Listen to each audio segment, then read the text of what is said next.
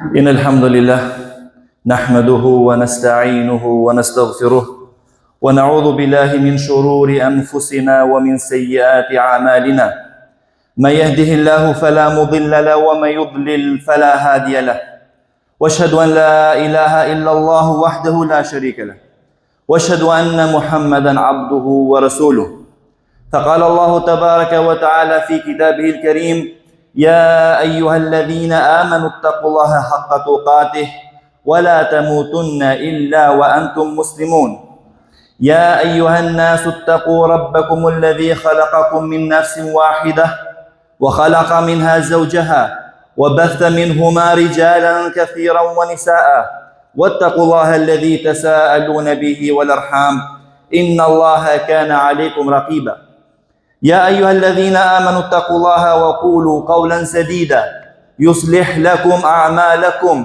ويغفر لكم ذنوبكم ومن يطع الله ورسوله فقد فاز فوزا عظيما فإن أصدق الحديث كتاب الله وخير الهدي هدي محمد صلى الله عليه وسلم وشر الأمور محدثاتها وكل محدثة بدعة وكل بدعة ضلالة وكل ضلالة في النار. Me të vërtet, të gjitha falenderimet dhe lavdërimet janë për Allahun Azza wa Jall. Atë falenderojmë dhe prej Tij falje dhe ndihmë kërkojmë. Kërkojmë prej Allahut të na ruaj nga e keqja e vetes dhe veprave tona. Atë që ka udhëzuar Allahu askush nuk e humb, ndërsa atë që ka çuar në humbje askush nuk mund ta udhëzojë përveç Tij. Dëshmojmë dhe deklarojmë se nuk ka të adhuruar me të drejtë përveç Allahut të vetëm dhe të pashok, dhe se Muhamedi sallallahu alaihi wasallam është rob dhe i dërguar i Tij. Dhe më pas thot Allahu Azza wa Jall në librin e Tij fisnik: O ju që keni besuar, friksojuni Allahut me një sinqeritet të vërtetë dhe mos vdisni ndryshe vetëm se duke qenë musliman. O ju njerëz, friksojuni Zotit tuaj, ai i cili ju krijoi juve prej një vete të vetme, nga Ademi alayhis salam. Më pas krijoi palën tjetër, Hawan. E nga të dy u shtuan shumë burra e gra. Dhe kini frikë Allahun me emrin e të cilit përbetoheni dhe ruajeni lidhjet farefisnore, pasi që Allahu është mbikëqyrës mbi ju. O ju që keni besuar, thoni gjithmonë fjalë të mira dhe të vërteta. Ai ju përmirëson veprat e juaja dhe u fal gjunahet e juaja. E nëse i friksoheni Allahut dhe të dërguarit të Tij me të vërtetë, që keni fituar një fitore të madhe. Fjala më e mirë është fjala e Allahut, e udhëzimi më i mirë është udhëzimi i profetit të Tij, Muhamedit sallallahu alaihi wasallam. Veprat më të këqija janë shpikjet në fe. Çdo shpikje është bidat, çdo bidat është humbje, ndërsa çdo humbje e ka vendin në zjarr. Allahu na ruaj. Të gjitha falënderimet dhe lavdërimet janë për Allahun Azza wa Jall që na mundsoi ndërtimin e kësaj xhamie, njëra prej shtëpive të Allahut në tokë.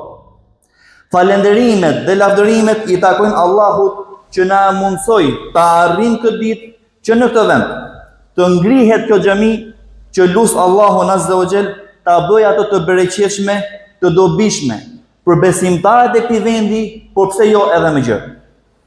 Po ashtu, në përputhje me fjalën e pejgamberit sallallahu alaihi wasallam, ku thotë: Men lem jeshkurin nase, lem jeshkurillah. Kush nuk falenderon njerëzit, nuk ka falenderuar Allahun. Them, i falenderoj të gjitha ata që kanë kontribuar për ndërtimin e kësaj xhamie, qoftë ajo ndihmës financiare, morale, apo qoftë ajo edhe me një dua. Lut Allahun Azza wa Jall që të gjithëve pa përjashtim që t'u shkruaj në peshorën e veprave të mira. Allahumma amin. Është përmendur fjala xhami në Kur'anin famlar 28 herë. Dhe dijeni se nëse përmendet diçka shumë në Kur'an, tregon për dobinë e madhe të saj. Allahu i lartësuar e ka ligjëruar ngritjen e xhamiave me një urtësi madhështore. Për këtë arsye, gjejmë se Allahu në Kur'an nxit në ndërtimin e tyre. Madje ndërtimin e tyre e ka bërë shkak që të arrihen shpërblime të shumta. Allahu i lartësuar ka thënë në Kur'anin e Tij: në xhamit që Allahu ka urdhëruar të ngrihen e të përmendet aty emri i Tij, atë e lavdërojnë në mëngjes dhe mbrëmje. njerëz të cilët shitblerja nuk i pengon për të përmendur Allahun dhe të cilët e falin namazin, e japin zakatin dhe të cilët kanë frikë nga dita e kiametit, kur zemrat dhe shikimet do të jenë të shqetësuara. Në mënyrë që Allahu t'i shpërblej për veprat e mira që kanë bërë dhe t'u ashtoj dhuntit e tij, Allahu i jep kujt të doj pa llogari. Ndërtimi i xhamiave është për adhurimin e Allahut Azza wa Jall, të vetëm dhe pa shok, si dhe në bindje ndaj Tij Azza wa Jall. Duke qenë se xhamiat janë shtëpi të Allahut, në të cilat adhurohet Allahu i lartësuar në adhurime të ndryshme, si namazi, dhikri, leximi i Kuranit e tjerë, është sqaruar po në Kuran rëndësia e zbatimit të kësaj, dhe ajo është veçimi i Allahut të lartësuar me adhurim, duke mos i shoqëru asgjë në këto adhurime. Ka thënë Allahu i lartësuar: wa anna al-masajida lillahi fala tad'u ma'a Allahi ahada. Me të vërtetë që xhamiat janë vetëm për Allahun, andaj askën tjetër mos lutni në to. Ka thënë Haseni: të gjithë popujt e tjerë, përveç muslimanëve, të cilët kanë qenë në faltoret e tyre, që të gjithë i bëjnë shirk Allahut të lartësuar. Andaj ju o musliman bëni të sinqert në Allahun Azza wa Jall. Po ashtu transmeton Muslimi se i dërguari Allah sallallahu alaihi wasallam ka thënë: a doni t'ju tregoj për një vepër me anë të së cilës Allahu u afshin mëkatet dhe u rrit gradat? Ata thanë: sigurisht o i dërguari i Allahut. Ai tha: përsosja abdesit edhe në kushte të vështira, ecja gjatë në xhami, si dhe pritja namazit mes namazeve, nga një namaz namazin tjetër. Ky është ribat, ky është ribat, ky është ribat. Dhe termi ribat në këtë hadith nënkupton armatën e përbërë nga kuajt dhe ushtarë të cilët qëndrojnë fort përballë armikut. Uthman ibn Affan i transmeton se e ka dëgjuar pejgamberin sallallahu alaihi wasallam të thotë: kush ndërton për hir të Allahut një xhami, Allahu do t'i ndërtojë atij një të tillë në xhenet. Hasan al-Basri u ka thënë: o ti besimtar, nga xhamia nuk do mbetesh pa përfituar 5 gjëra. E para, mëshira e Allahut e cila i shlyen gabimet e mëparshme. E dyta, gjetjen e një njeriu të mirë, të cilin e do për hir të Allahut. E treta, të njohësh fëqinjin tënd dhe të prekupohesh për ta vizituar të smurin apo të varfrin mes tyre. E katërta, ruan dëgjimin dhe shikimin tënd nga harami. Ndërsa e pesta, dëgjon ajete nga Kurani famlar që të udhëzojnë. Për të treguar rëndësinë e xhamisë, si dhe vlerën e saj të madhe, shikojmë veprën e pejgamberit sallallahu alaihi wasallam. Puna e parë që bëri pejgamberi sallallahu alaihi wasallam, që në çastin e parë që zbarkoi në Medinë, ishte ndërtimi i xhamisë. Anas ibn Malik transmeton se kur pejgamberi sallallahu alaihi wasallam erdhi në Medinë, qëndroi 2 javë në një lagje e quajtur lagja Benu Amr ibn Auf. Pastaj dërgoi disa njerëz te fisi Benu Najjar, të cilët kishin në pronësi tokën që është xhamia e pejgamberit sot, të cilët erdhën me shpata të lidhura, sikur po e shikoi të dërguarin e Allahut hipur mbi kafshët e nesër. Ebu Bekri pas tij, ndërsa bit e fisit Benu Najjar rreth rrotull tij. Më pas u tha: o Benu Najjar, ma shitni tokën tuaj që të ndërtoj xhamin. Dhe Benu Najjar u kthye dhe i tha: jo pasha Allahun, ne çmimin e saj e kërkojmë prej Allahut. Aty kishte palma, varreza të disa pabesimtarve dhe disa gërmadha. Pejgamberi sallallahu alaihi wasallam urdhëroi që palmat të priten, varrezat të nxirren dhe gërmadhat të rrafshohen. Ata recitonin dhe pejgamberi sallallahu alaihi wasallam po ashtu me ta: o Zoti ynë, nuk ka të mirë përveç se të mirës së ahiretit, ndihmoi ensarët dhe muhaxhirët. Xhamia përmban një veçori thelbësore në shoqërinë islame për vetë faktin se është epiqendra e parë nga ku ka filluar thirrja islame. Dhe pikërisht nga kjo ka buruar udhëzimi hyjnor. Në qiellin e saj ngrihet thirrja për në besim dhe punë të mira. Në mimberin e xhamisë mësohet besimi dhe punët e mira. Për më tepër, ajo është tryeza rreth së cilës mblidhen mendimet, është vendqëndrimi i cili edukon njerëzit e zgjedhur dhe prisit që mbartin pishtarët ndriçues dhe udhëzues.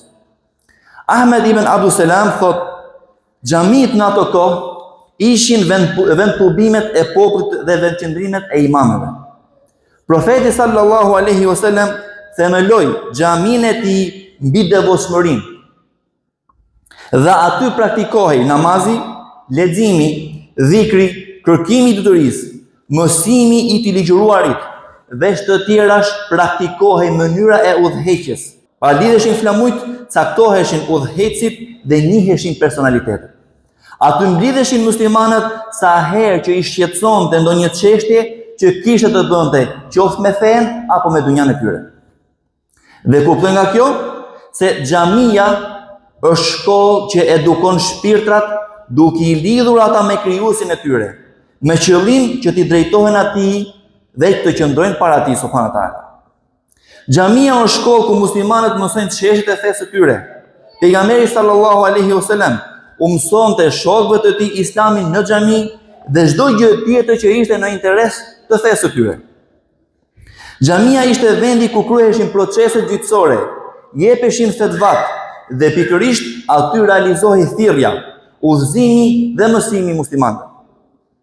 Xhamia ishte vendi ku bëheshin diskutimet rreth problemeve të popullit në dritën e Kuranit dhe Sunetit. Të nderuar besimtar, vlen të theksohet se mirësia e ndërtimit të xhamiave është e madhe. Kundërto përmendim, ndërtimi i xhamiave është shkak për futje në xhenet.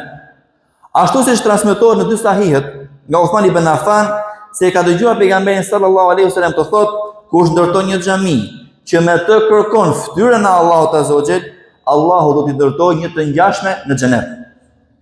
Nëse në një hadith tjetër, të cilin e ka saksuar Sheikh Albani, transmeton Jabir ibn Abdullah se pejgamberi sallallahu alaihi wasallam ka thënë, kush ndërton një xhami për hir të Allahut, qoftë ajo edhe sa foleje një harabeli apo dhe më vogël, Allahu do t'i ndërtojë atij një shtëpi në xhenet. Po ashtu, ndërtimi i xhamisë është sadaka rrjedhse dhe sevapet që vijnë prej saj janë të vazhdueshme. Siç transmeton Abu Huraira nga pejgamberi sallallahu alaihi wasallam se ka thënë, vazhdon të përfitojë njeriu edhe pas vdekjes së tij. Dhe një ndër pikat që përmend pejgamberi është apo një xhami që e ndërtoi.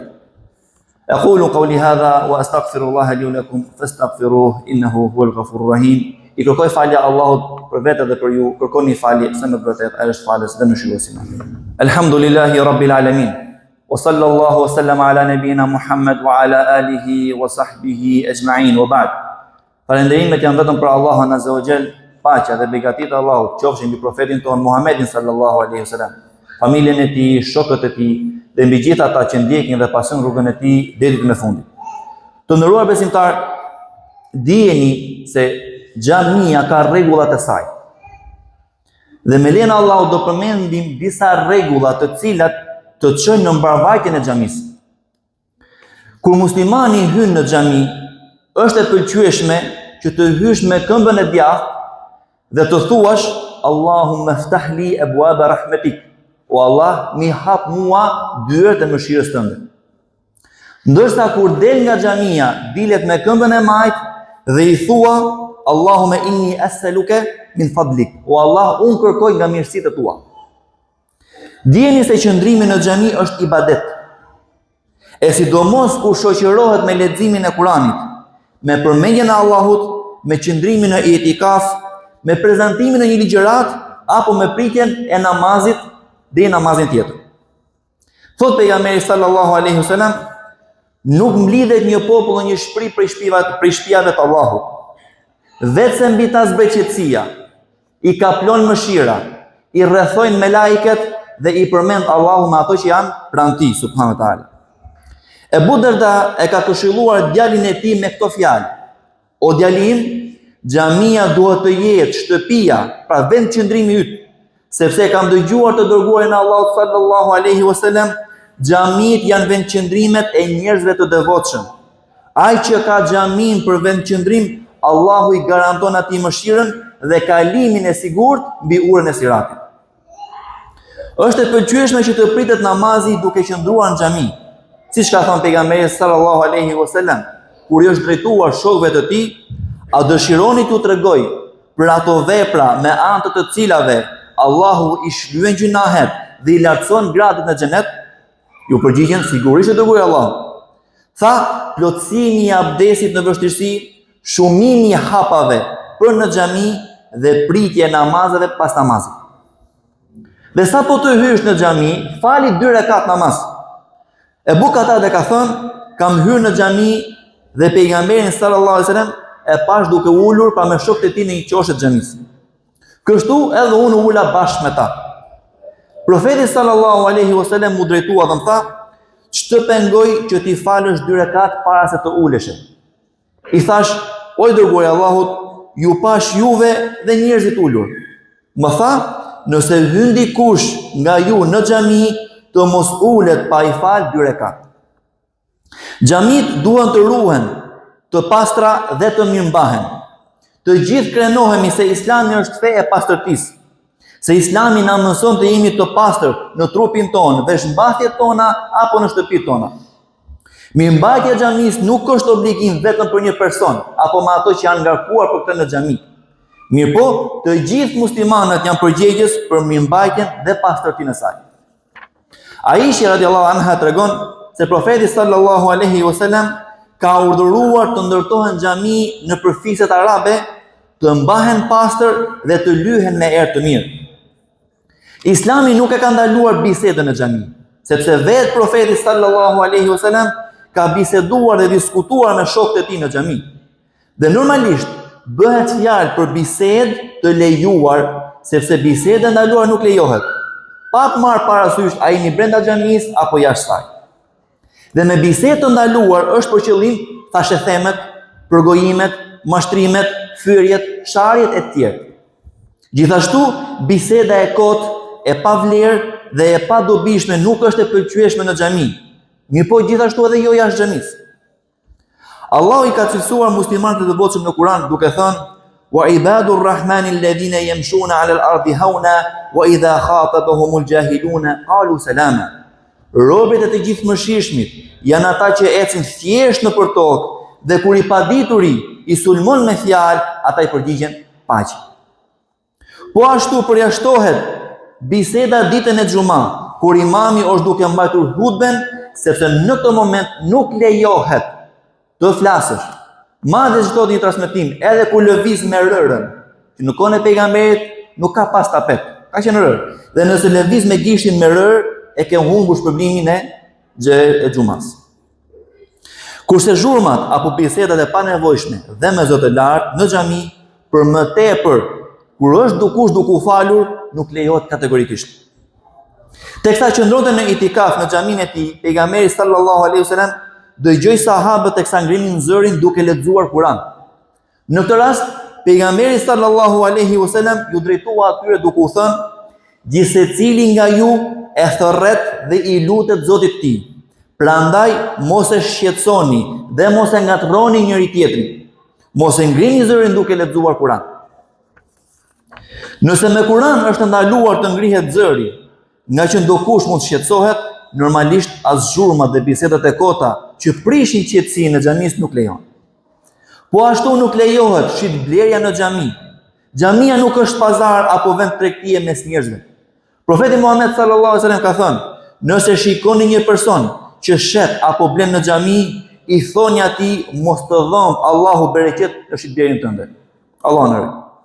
Të nderuar besimtar, xhaminë e muslimanëve e karakterizon qetësia dhe pastërtia. Xhamia duhet të ndërtohen dhe zbukurohen me xhamat, me kurse, me ligjërata, me dituri dhe me ibadete. Me ato gjëra që ka ligjëruar Allahu azza wa jall dhe i dërguari i tij sallallahu alaihi wasallam.